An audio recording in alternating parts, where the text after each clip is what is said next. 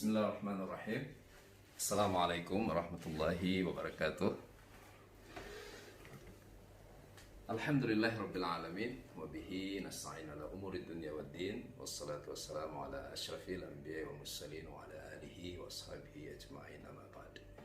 Ikhwatul iman yang dimuliakan Allah Subhanahu wa taala, pada kesempatan kali ini insyaallah kita akan belajar beberapa hal yang sangat dibenci oleh Nabi Sallallahu Alaihi Wasallam, sebagaimana kita semua memahami bahwa sesungguhnya Rasulullah itu adalah uswah untuk kita semua. Beliau adalah teladan, beliau adalah sosok yang paling mulia, beliau adalah kekasih Allah Subhanahu wa taala. Beliaulah yang mendapatkan tugas khusus dari Allah untuk menyampaikan risalah Islam kepada seluruh umat manusia. Dan yang paling membanggakan dan hal yang juga patut terus-menerus kita syukuri, Rasulullah Sallallahu Alaihi Wasallam sampai saat ini dan insya Allah sampai hari kiamat nanti adalah satu-satunya manusia terbaik yang ada di muka bumi ini. Dan mudah-mudahan dengan mempelajari sunnah Nabi Muhammad Sallallahu Alaihi Wasallam, kita semua kelak akan mendapatkan syafaat dari beliau Sallallahu Alaihi Wasallam. Nabi Sallallahu Alaihi Wasallam pernah berpesan, Innallaha karihalakum thalathan. Sungguhnya Allah Subhanahu wa taala, kata Nabi, tidak menyukai tiga hal ada pada diri kamu sekalian. Yang pertama sekali adalah qil wa qal, yang kedua adalah kathratu as-su'al, yang ketiga adalah ida'atu al-mal. Yang pertama sekali adalah qil wa qal. Qil adalah kata-kata dalam bentuk pasif, atau terjemahan biasanya dikatakan atau yang disampaikan oleh banyak orang. Qal adalah apa yang disampaikan. Maknanya Rasulullah SAW sedang ingin mengingatkan kita, jangan sampai dalam hidup ini kita disibukkan dengan informasi-informasi yang tidak akurat, informasi-informasi yang tidak jelas sumbernya, tidak jelas referensinya, yang akhirnya itu berdampak pada kekacauan pikiran kita, kekacauan perasaan kita, sehingga pada gilirannya kita tidak lagi bisa beramal dengan amal yang benar, dengan amal yang diridhai oleh Allah Subhanahu wa taala. Padahal kita semua tahu bahwa sesungguhnya di dalam agama Islam Allah sudah menghadiahkan umat ini dengan mukjizat terbesar, mukjizat sepanjang zaman, mukjizat yang tidak akan pernah lapuk dimakan zaman, yaitu Al-Qur'anul Karim. Dan semua sepakat bahwa Al-Qur'an adalah referensi utama bagi agama Islam.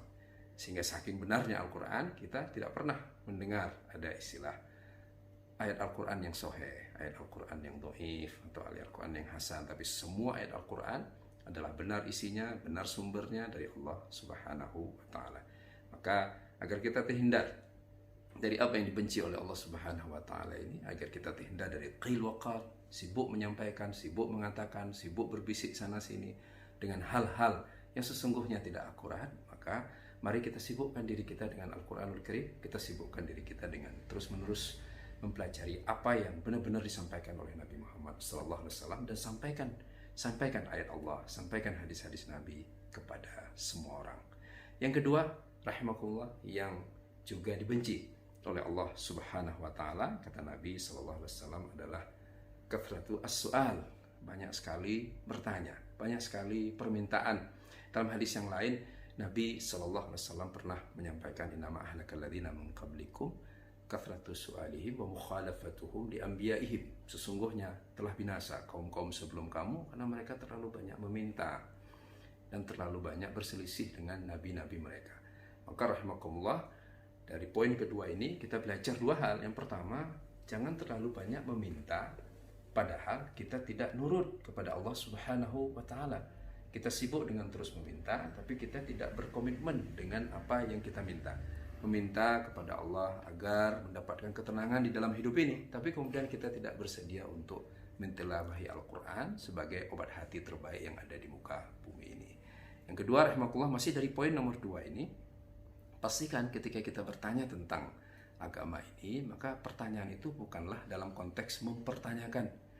Pertanyaan bukan kenapa ya Rabb saya harus sholat, kenapa ya Rabb saya harus bersedekah, kenapa ya Rabb saya harus bersabar, kenapa ya Rabb saya harus ridha dengan apa yang telah Engkau tentukan. Tetapi lebih baik kita kemudian mempersiapkan diri untuk menerima semua perintah Allah Subhanahu wa taala dengan cara melaksanakannya, mempersiapkan diri untuk menerima seluruh larangan Allah Subhanahu wa taala dengan cara meninggalkannya dan menjaga jarak dengannya. Dengan demikian rahimakumullah, sehingga kalaupun ada pertanyaan yang kita ajukan tentang agama ini, pertanyaan itu sungguhnya adalah dalam rangka untuk menambah ilmu. Pertanyaan itu adalah dalam rangka untuk menambah keyakinan kita kepada Allah, menambah keyakinan kita kepada Rasulullah SAW, dan juga menambah pengetahuan kita tentang bagaimana sebaiknya menjalankan agama Islam.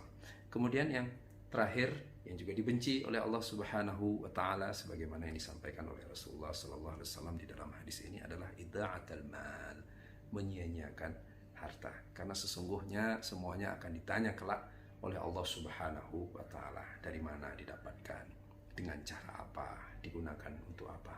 Maka rahimakumullah, kita sering dinasihatkan untuk selalu peduli dan serius mencari harta. Karena sesungguhnya sebagaimana yang disampaikan Nabi dalam hadis yang lain, harta terbaik itu adalah harta yang diperoleh dengan kerja keras dari tangannya sendiri, bukan dari hasil mengemis. Karena mengemis itu dilarang dan haram hukumnya di dalam Islam. Nabi mengatakan, al-mas'alatu syaukatun yashukku bihar rajulu wajhahu yaumal qiyamah. Minta-minta itu, mengemis itu adalah cakaran yang seseorang akan mencakar wajahnya pada hari kiamat kelak, kecuali seseorang yang meminta karena benar-benar berada dalam kondisi darurat, atau seseorang yang meminta hanya kepada penguasa. Maka rahimakumullah, harta yang sudah kita dapat, kita jaga sebaik-baiknya, kita gunakan pada hal-hal yang diridai oleh Allah Subhanahu wa taala.